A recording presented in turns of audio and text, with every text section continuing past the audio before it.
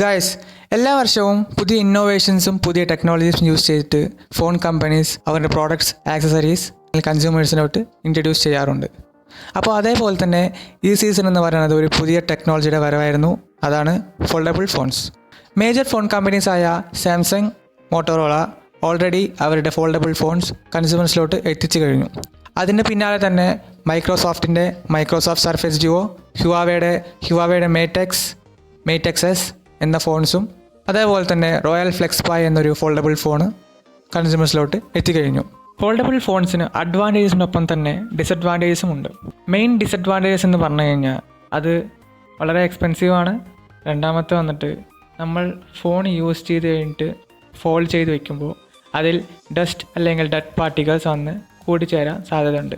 അപ്പോൾ അത് കാരണം തന്നെ ഫോൺ ഡിസ്പ്ലേ ഡാമേജ് ആവാൻ അല്ലെങ്കിൽ സ്ക്രാച്ച് ആവാൻ സാധ്യതയുണ്ട്. അപ്പോൾ ഇതിനൊരു സൊല്യൂഷനായിട്ടാണ് ഐഫോൺ പുതിയൊരു ടെക്നോളജി അല്ലെങ്കിൽ പുതിയൊരു ഇന്നോവേഷൻ പേറ്റൻറ്റ് ഫയൽ ചെയ്തിട്ടുണ്ടാകും. ആ ടെക്നോളജിയുടെ പേരാണ് സെൽഫ് ഹീലിംഗ് ഡിസ്പ്ലേ. അപ്പോൾ നമുക്ക് ഈ വീഡിയോയിലൂടെ എന്താണ് ഈ സെൽഫ് ഹീലിംഗ് ഡിസ്പ്ലേ, എന്തുകൊണ്ടാണ് ആപ്പിൾ അല്ലെങ്കിൽ ഐഫോൺ കമ്പനി ഈ ടെക്നോളജി മുന്നോട്ട് വയ്ക്കുന്നത് എന്ന് നമുക്ക് നോക്കാം. അപ്പോൾ guys, welcome back to my channel. Without wasting any time, let's go to the video.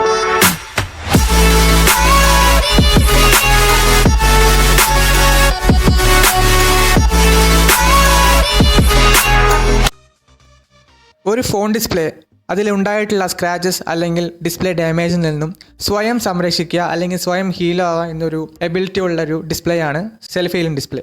അപ്പോൾ ഇതിൻ്റെ മെയിൻ പാർട്ട് എന്ന് പറയുന്നത് ഇതിൻ്റെ ടോപ്പ് ലെയർ തന്നെയാണ്. നമ്മുടെ ഫോണിൽ വീഴുന്ന സ്ക്രാച്ചസ് എന്ന് പറയുന്നത് നമ്മുടെ ഫോണിലുള്ള വളരെ സെൻസിറ്റീവ് ആയിട്ടുള്ള പാർട്ടിക്കിൾസിനെ ഡാമേജ് ചെയ്യാനുള്ള കഴിവുള്ളതാണ്.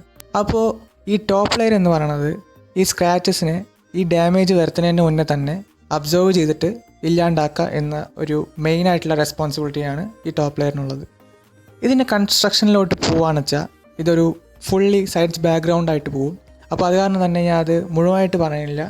സോ അതിന് ബ്രീഫായിട്ടുള്ളൊരു കൺസ്ട്രക്ഷൻ ഞാൻ ഇതിൽ പറയാം. ഈ ടോപ്പ് ലെയർ എന്ന് പറയുന്നത് ഒരു ഫോമിൽ നിന്ന് മറ്റൊരു ഫോമിലോട്ട് മാറാൻ കഴിവുള്ളൊരു സ്പെഷ്യൽ പോളിമർ കൊണ്ട് ഉണ്ടാക്കിയ കുറച്ച് ട്രാൻസ്പെറൻറ്റ് കണ്ടക്ടേഴ്സ് കൊണ്ട് ഉണ്ടാക്കിയ ഒരു സ്പെഷ്യൽ ഹീലിംഗ് ലെയറാണ് ഈ ടോപ്പ് ലെയർ.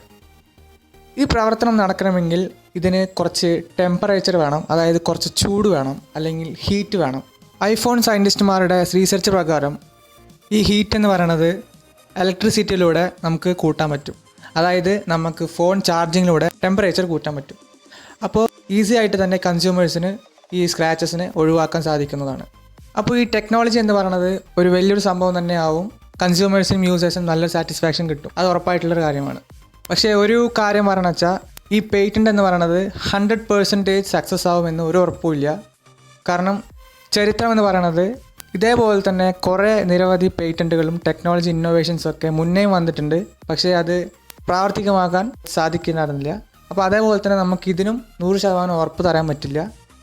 അപ്പോൾ എങ്ങാനും ഇത് റിയൽ വേൾഡിലോട്ട് വന്നു വെച്ചാൽ ഐഫോൺ ഒരു പൊളിക്കും. അപ്പോൾ അതുപോലെ തന്നെ അവരുടെ ഫാൻസും കൺസ്യൂമേഴ്സും യൂസേഴ്സൊക്കെ കൂടും ചെയ്യും, ഉറപ്പാണ്.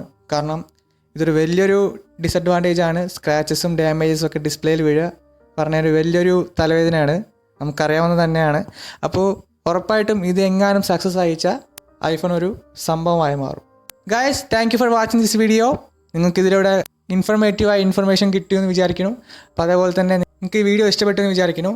ഇഷ്ടപ്പെട്ടു വെച്ചാൽ ഒന്ന് ലൈക്ക് അടിക്കുക, പിന്നെ എൻ്റെ ചാനൽ സബ്സ്ക്രൈബ് ചെയ്യുക. ഇതേപോലത്തെ കുറേ വീഡിയോസ് നിങ്ങൾക്ക് ഞാൻ മാക്സിമം ട്രൈ ചെയ്ത് നിങ്ങൾക്ക് ഞാൻ എത്തിക്കും.